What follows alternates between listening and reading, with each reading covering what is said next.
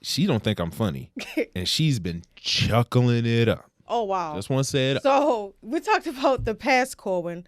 What about the Corwin today? Sure of myself. I know, like, I can protect myself. I can't dress like this and go meet the vice president of my company. If you're a fat boy, I was always a fat boy. You can't be a fat boy and stink, okay? Don't be afraid. Don't be afraid. It's not your fault. There are people like you. You're not crazy.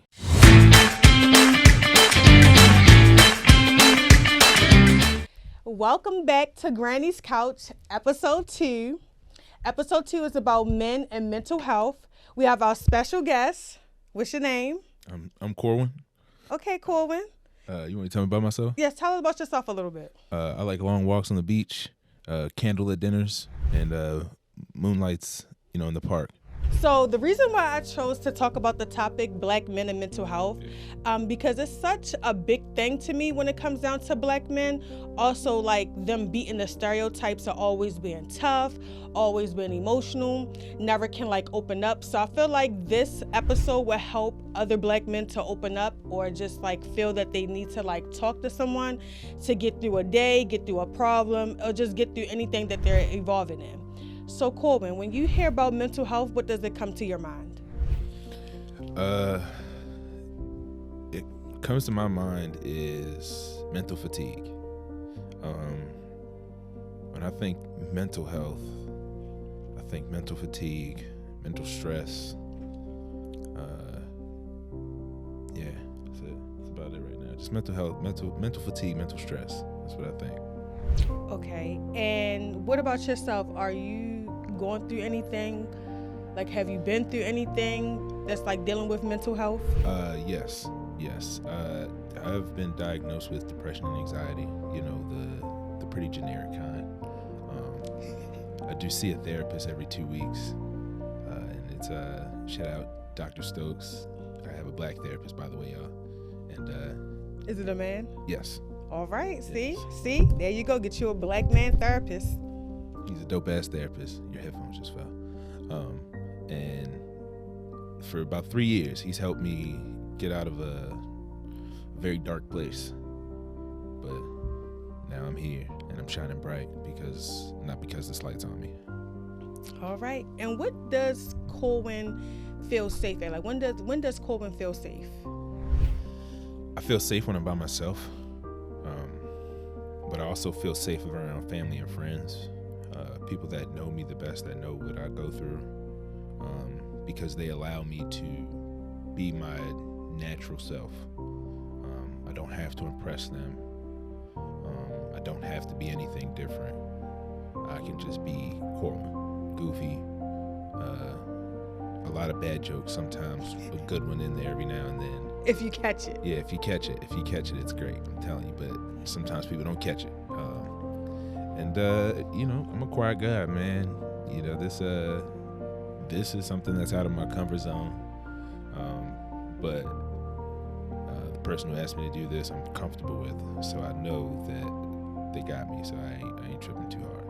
So yeah, be all right. Okay, so let's take a lane down memory lane. Let's go back a second. From when I first met you in 2015 until now. So what was the Corbin like in 2015 that nobody knew about? Oof. Damn, was it 2015? I thought it was 13. No, it was 2015. That we met? Yes. No, because I started working at Walmart at 13. I started working at Walmart in 2014. And then 2015, I think you left. After you left Walmart, Yeah. what happened? All right. So let me just give you all a little backstory. Whitney has been my friend for almost 10 years. Mm-hmm. Almost 10 years now. She's the longest friend I have. I feel special. Yeah. So yes, I left Walmart in 2015 with aspirations to build the next great dating app. I'd done all my research. Dating apps were $1 billion business. Mind you, I had no dating experience at the time of building this. I was a very shy, overweight kid who took a long time. When I first started working at Walmart, it took me 3 months to talk to people conversationally. Not other than just asking a question and then going about my business. It took me 3 months to ask people a conversation, have a conversation with somebody. I'm somebody who doesn't like to get outside their comfort zone. When I left in 2015, I started trying to learn how to create code in that. That was a whole new language. But while doing that, I wasn't working. So all I had for 24 hours a day was me sitting with my thoughts. And it got very dark. And I was out of work for 5 years. I actually gave up trying to make the app like a month in. And I just didn't have any drive to do anything. It was very, very dark time for me. Very dark and trying time for me. And for that 5 years, did you feel lonely? Did you feel like you didn't have no one to talk to about like your depression and stuff that you were going through? I didn't want to admit it. I didn't want to acknowledge it. I just wanted to, I thought it was just hey, I'll get up one day and be all right. I'll get this together. But I tried therapy one time. I didn't like it. I quit after 3 sessions, but I told the guy, you cured me. But at the time, I just wasn't ready to face my demons. I wasn't ready to just sit down and talk to somebody. I wasn't comfortable enough. I was like, who the hell are you, dude? Like, some white man. He's cool as hell. I'm half white. I should have been half comfortable with him. But it just didn't feel right. And did it not feel right because he wasn't black, or did it not feel right because you was, like you were saying, you were in denial of being depressed? It was a little bit of both. I didn't feel like he could go through or understand what I was going through on a daily basis, and understand the culture that I was coming from mental health wise. It's the worst kept secret in the world that mental health within the black community is not dead. It's not dead. It's not dead, but it's very new. It's a very new, I acknowledge that it's a very new subject, and that only in recent years has mental health really been looked at and studied and taken seriously. Is it because a lot of things been going on with like suicide and stuff like that? Because a lot of black families don't think they need therapy. They think they like, if you have a problem, you don't apologize, you don't talk about it. You give it to God. Yeah, and just keep it going. Because that's how my family is. Like we don't, nobody ever thinks you need therapy. So like if me and my sister is arguing, shout out to her, something like that. Like sometimes we don't even apologize. We just keep it going. You know what I'm saying? And that could be like, and get to the root of it. Yeah, it could be a bad thing, and with black men, that can be like a horrible thing too, because you can't really open up, or you're scared to open up, or you feel like people are gonna laugh at you because you are emotional. Yeah. And it's always good to be emotional. Fellas, sometimes. Fellas, don't listen to that. Fellas, don't listen to that. Ladies do not want to see you cry. Okay. They do, and some of them don't, but that's the thing also, is just like how like some women feel like if my man or if my brother is crying, he's weak. And that can be a bad thing. Like I honestly feel like it can be a bad thing. I just feel like if someone is willing to talk to you, you should be there right then and there to listen to them, especially if you're in a relationship. And like if your man is like having like a bad day or something, there's no reason in the hell that he should just walk off and you don't say anything, or he goes to the bathroom or talk to his homeboys about his day, or just don't talk about it at all, because that stuff, like, it bottles you up. Like it keeps you like inside, and then you go do something that you're not meaning to do, or or do something that you regret, and that's when your suicide happens, and that's not good. No, it's not. But yeah, it's always good to it's always great to talk out, anything you're going through. If you got somebody that, not only do I have a therapist, I got 2 best friends that I can pretty much tell anything to, and they'll give it to me straight. They my homies, and I'm lucky enough to have 2 very understanding people in my life. Shout out to them. Shout out. Shout them out. I ain't gonna give them their names though, because people might be looking for them, and yeah, we don't do that. Ain't no snitching here. But yeah, I talk to them about a lot, and you know, sometimes it's very helpful because other than yourself, you need to have people in your corner that are gonna be real. Like, not yes men. I don't like yes men. I like people who gonna tell me, nah, you kind of fucked up for that. Like, you did that wrong. I need that in my life, because if not, ego goes unchecked, and that leads to a lot of fucked up shit. People do a lot of fucked up things to hurt people. You know, hurt people, and I don't want to do that. I'm a nice guy. I just want everybody to be cool, and I like chilling, and I like keeping my shit straight. This motherfucker up here. So we talked about the past Corwin. She don't think I'm funny, and she's been chuckling it up. Oh wow! Just want to say it. So we talked about the past Corwin. What about the Corwin today? How was your mental today? It's a daily challenge, but I am more prepared today and now. Not today. I'm more prepared now to handle it. I know what triggers me. Know your triggers. Please. That is a very big thing. And I'm not talking about the gun trigger on the blicky, okay? I'm talking about know the triggers. I got her again. I cannot. I got her again. So corny. Got her again. I cannot. I got her again. But go ahead. But I'm talking about for real. Like, know what sets you off, man, because it'll change how you operate. My man's who I talk to, one of my confidants, he tells me, control what you can control. When I first started working with him, he does a serenity prayer. You know, it's Lord give me strength. I can't recite it because I can't remember it, but it's also control what you can control. You can never control how other people are going to react, but you can control how you let that affect you. If you know that behavior triggers you, stay away from it. It don't matter if it's your best friend for a long time. Like, if it's something that triggers you, and it's something that is, you know, every time you deal with it, that it is going to cause some kind of mental stress for you, why you gonna keep dealing with it, man?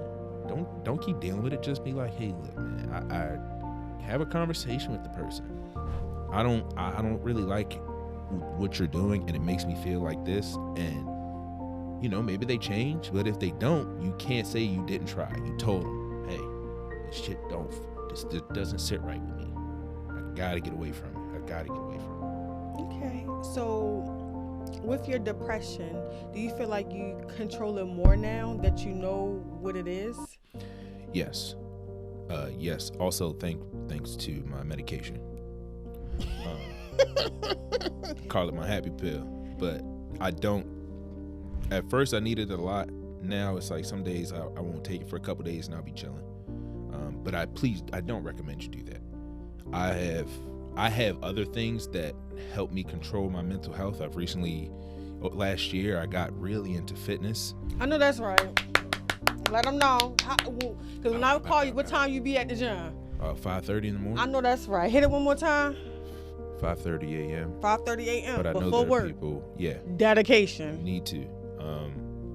But it's something that really helps me keep control of this thing here. I just have stress relievers, and it's awesome. I was almost 400 pounds some years ago, 2019. Last year, when I started my real fitness journey, I was about 350. I am now 255. And you're vegan also. Don't forget that, y'all. He is vegan. I don't eat animals. He is vegan, eating the banana pancakes. Straight up. He is vegan. So when do Corwin feel his most authentic? All the time. He has so much confidence now, y'all. Look at him. She should know, honestly, for real. I was not this confident, a year ago? 2 years ago? No. I was not this confident.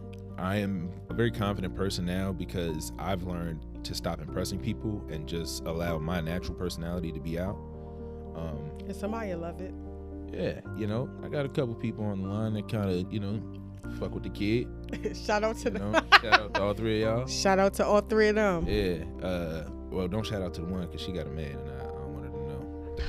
But yeah, man, it's I like just being me, man. I'm pretty goofy. I'm not a dumbass, but I like to tell people I am. I'm pretty smart. I know 2 + 2 = 5. Yeah. You know, I'm just me all the time. I'm pretty much my natural self all the time. If you see me out and see me not talking, that's my natural self. I'm in front of the camera, so I got to talk a lot. I feel like I'm forcing him to talk. It's not. It's coming out natural. I've been prepared for this. Yeah, he's been prepared, and I appreciate him for coming. But do you think black men are heard? No. But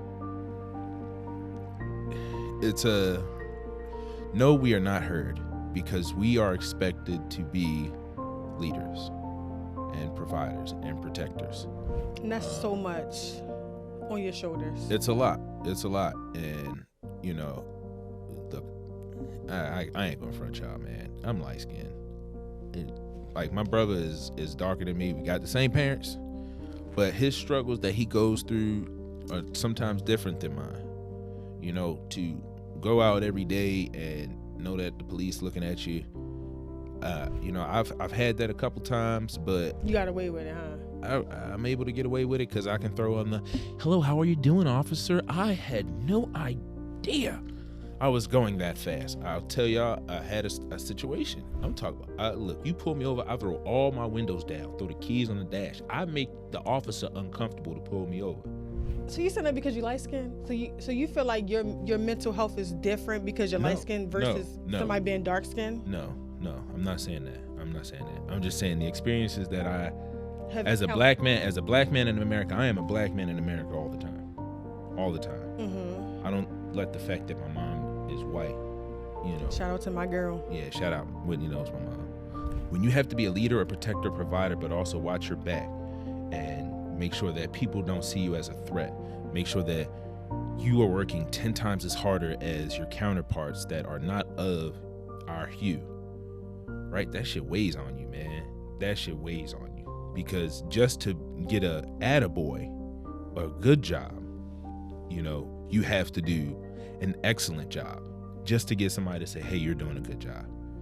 And it makes you feel like you're not doing anything. Tough skin, it creates a mentality in where you're able to kind of brush certain shit off at work. Like, all right, well, he didn't tell me I did a good job, but I don't really give a fuck. Like, I know what I did. I'm that guy.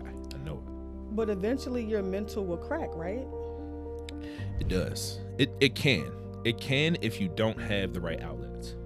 If you don't have people to talk to, if you don't have, you know, family to go to for support, friends to lean on for support, you don't have to have a therapist. Trust me, you don't. But you need somebody that's you're confident enough in, that's going to take your problems, emotional problems and mental problems very serious. And not someone you know, because sometimes when it's someone you know that you're talking to, especially with your mental health, it's kind of like they're judging you a little bit if you're not secure with that person, if you don't trust that person. That's why sometimes it's always to get a therapist, because that person doesn't know you. The person's just getting to know you, so they don't have anything to judge. And I feel like for black men, it's definitely like good to get a therapist, because you guys go through a lot. Just walking is a lot for being a black man, or like you were saying, like overshining everyone or overworking yourself more than everyone at a job, or just, going to school or looking for a job. Like on an interview, you gotta sell it, and you can't sell it all the time with the color of your skin or just being black. Especially with men, it's very harder for men than women.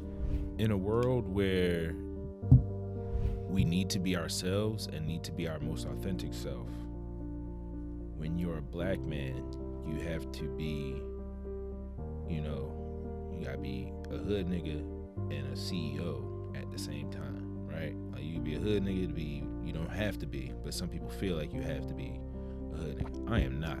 But I'm very secure of myself. I know, like, I can protect myself. But don't ask me to do no crazy shit. I'll tell you no, right? But you also gotta be able to switch it up. You gotta be able to put on for people. I can't dress like this and go meet the vice president of my company, right? It's you can't. And it's your way. It's like, well, how can I be myself? I'm gonna tell you one tip. The tip is you're not always gonna be able to be everything you want to be, but just know you don't have to be somebody totally different. You can still have your same principles, your same morals, your same mentality, and dress up in a monkey suit. You know what I mean? And be about that business. Be about handling that. You know, or throw on a hoodie and some sweatpants and be like, all right, I can chill today. You know what I mean? But you gotta be ready at all times to just lock in up here and just know, man, that there's people out here that care about you, and don't take them for granted. Don't take them for granted. And we care about you too. Whoever you guys are, we care about you. Straight up. For real though, man. For real. I'm a person who genuinely cares about people. I talk to any and everybody. I treat our cleaning lady the same way I treat my director of operations. So at the end, you know, whenever she let me share my socials, if y'all watching this and you need somebody to talk to, hit your boy up. Go ahead, just hit your socials. Put them out. No, we'll do it at the end. We do it at the end. All right. Okay. Yeah, I wasn't doing it for a plug. I promise. I swear to God, I wasn't. I'm just saying, I really do care about people, man. I want to see you do good. I want to see you feel good. And would you say that you're surviving as a black man? Like, do you get up every day and feel like, dang, this is gonna be hard? Not every day.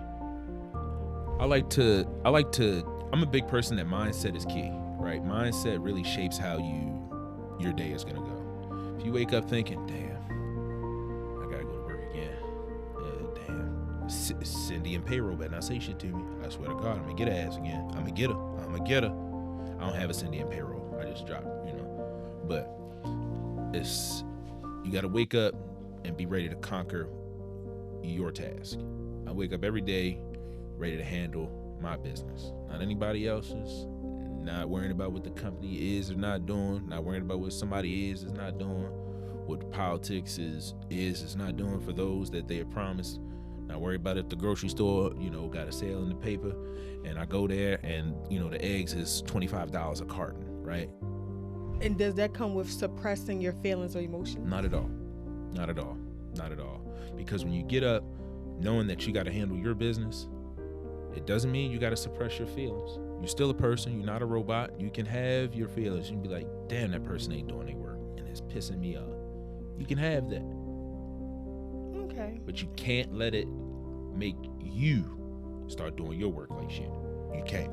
So is that in general? Because I hear you talking about work a lot. Yeah. Like, I'm saying, like, personally. It's the same thing with me personally. When I go, look, wherever I go at, coming here today, for instance, came here with one objective, not be boring, okay?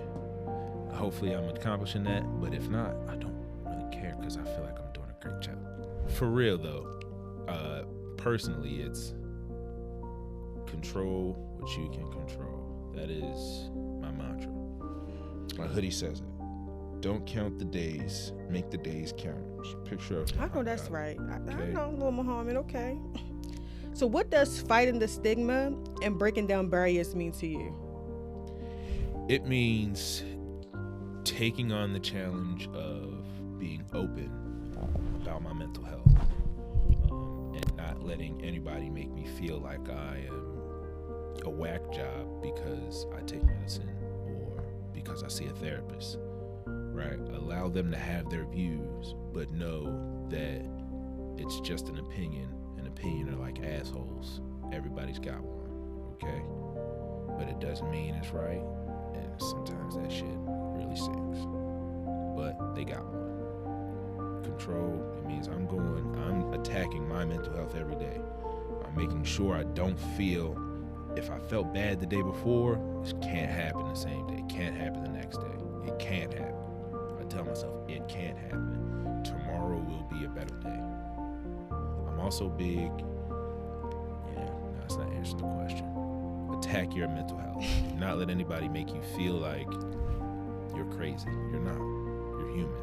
We have emotional issues. We have to fight them. This is real shit, people. Trust me. All right. And I feel like with your mental health, you always have to have self-care. Now, I'm a woman, and it's not about me today, but my self-care is great. It's about you today, Corbin. She's stunning. She's glowing. Fellas, hit her up. Yes, you know. Hit her up. I'm You gotta single, dress y'all. good, though. Single, but She's ready to mingle like Lord. a Pringle. Oh, my Okay, God. but you gotta dress good. You gotta dress almost Lord. as good as her. All right. Yeah, you know, cause I'm out here. And be ready to take initiative, man. Start planning some dates for her, man. Plan some dates. Don't make her plan. She want to be a passenger princess. She do a lot of driving. Okay, right? okay. Drive for all right. Back to you.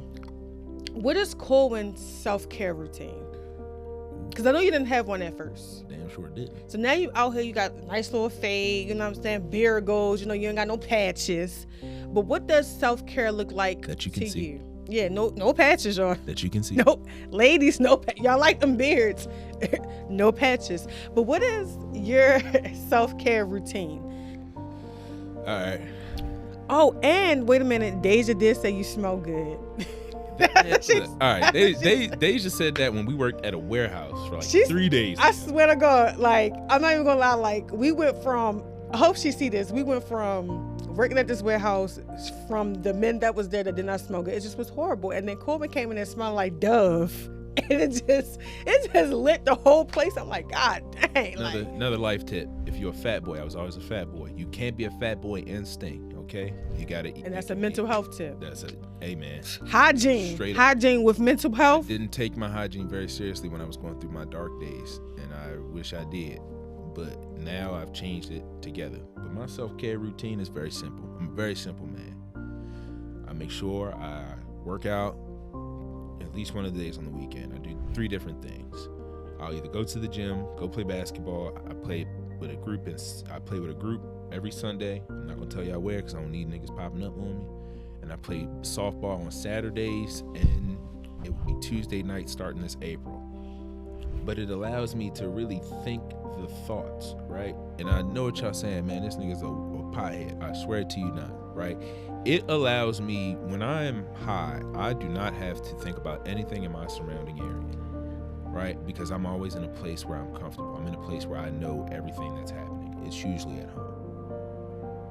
But then I start thinking of the problems through the day and how I could have done them differently if I felt like I didn't do it right?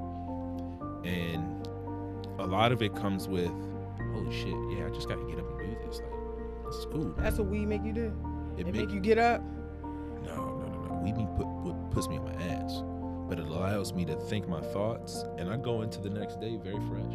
Oh, so does it sink in your thoughts, or does it allow you to think more? It allows me to think more in depth about my situations. Okay. Yeah, I'm one of those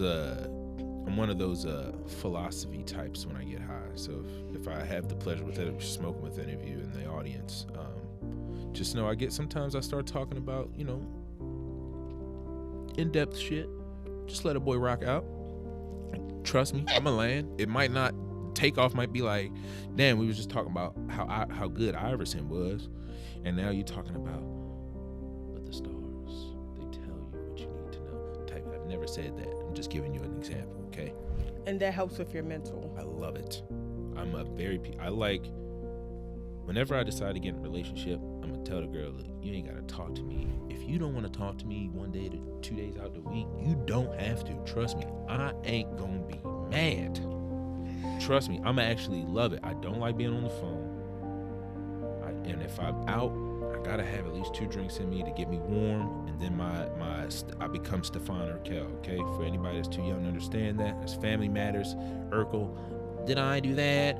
He used to get into a pod and turn into this smoothest nigga on the planet. Had a clean white suit, clean white dress shoes, and he had Laura melting in his hand. You dig? And that helps with his mental health. No, that was just a personal tidbit about me, y'all. I want y'all to understand this is who I am at all. That's why she keep laughing. She told me this was gonna be serious, and I'm being serious, but this is how I deal with my mental health. Don't let. And there's nothing wrong with that. You just gotta find out what works for you and what can help you in a way with your mental health, especially being a black man. I know what works for me, but today is not my day to talk about what works for me. It's about your day and you being a black man. You know, we giving your flowers today. You know what I'm saying? For being a black man today, but also conquering your mental health. You have a question for me? Yeah. Okay. Yeah. Killing the game right now. Thank you. Killing the game. School, working, balancing it all. Thank you. I appreciate it. She does this shit. She is, trust me. I don't know how she fit this in her schedule. I don't know either, but I'll fit it today. Man, she doing the damn thing. So please, man, don't. When y'all watch this, like, just know it's a lot of shit going on behind the scenes that I'm not even privy to. But I know what she doing. I know some of the shit she be dealing. He knows everything. But my self-care routine, I take walks. If anybody know, I do them trails. Shout out to them trails. But also, I find a quiet place, like, because I know when I'm like, yeah, I'm going to Panera Bread or I'm going here, whatever the case may be. Those are the times where I take my time to, like, really evaluate everything. Also, I have a journal. So, black men out here, get you a journal. And I journal. And also, like he been saying, he been going to the gym. I've been in there. In there with my cousins. Shout out to her. Lord Kayla, we been in there. So that's my self-care routine that I do to get myself together, to get myself focused. I've thought about journaling, but I don't know what to write. Do you write like full pages, or sometimes you just write one sentence about how you felt about the day? Let me tell y'all something. These last couple, this week and a half, he know, but this last week and a half, it's been crazy, but also been like great news. So when I journal, Apple does have journal, a little app on Apple that they have now. Whatever I'm feeling, I just write it down. And sometimes when I be mad, I write it down before I lash out or before I be angry. Or if I'm just sad or anything, that journal really works because then you can go back. Like, you write something and then like with a year or 6 months come to pass, you can like, damn, I grew. You know what I'm saying? Like, so you can always get a journal. I'm not opposed to writing down anymore. It's just the way of life. Like, I'm not writing nothing down ever again. The phone is where it's at. The computer is where it's at. So I just type everything up. But as a black man, and for you, Corwin, definitely a journal. Like, I feel like anything that you go through, sometimes you don't feel like talking to me or talking to your homeboys or whatever the case may be. Sometimes you're like, listen, I ain't feel like talking to them. You know, so let me just write it down, throw it away, put it in some fire. Or just keep it to yourself. Sometimes you don't always have to give your friends every single detail or everything. Sometimes your deepest, darkest secrets, you keep them for yourself until you are ready to share. So we're going to go with the next thing. What does support look like to you as a black man? Okay, so how can I put this? What does support look like to you in 2015? My parents didn't kick me out their house. Even though I wasn't working and I was just being a bum. They were very lenient with how they handled me. By no means was I just, like, I was doing shit around the house. I was helping out with my siblings and things like that, during the day. But support is, like, my dad, I love that guy to death, man. And he was always telling me, Corey, you need to go see somebody. You need to go see somebody. My mom would tell him to tell me, and I always blew it off. But support is, even when they knew I needed help, like, they were still trying to be there to listen to me if I had anything to say. And I never said anything to him. I never told him anything. I was very private about my dealings. But it was not from their lack of trying. I love both my parents to death. They drive me up a fucking wall. But I wouldn't change them for the world. And not only my parents, my grandmother, Whitney. Thank you. I know she was waiting for me to mention her name, but for real though, like, it was weird when Whitney hit me when I left Walmart because I was so used to just leaving places and never talking to people again. If it wasn't for Whitney, her and I would have not been friends this long. If there's one thing that you can tell someone with dealing with mental health as a black man, what's that one thing that you can tell them? Don't be afraid. Don't be afraid. It's not your fault. There are people like you. You're not crazy. Okay, no matter what people might think. Those who say you are crazy are only saying that because they don't understand that you are taking the steps to get your mind right, to become the person that you always wanted to be.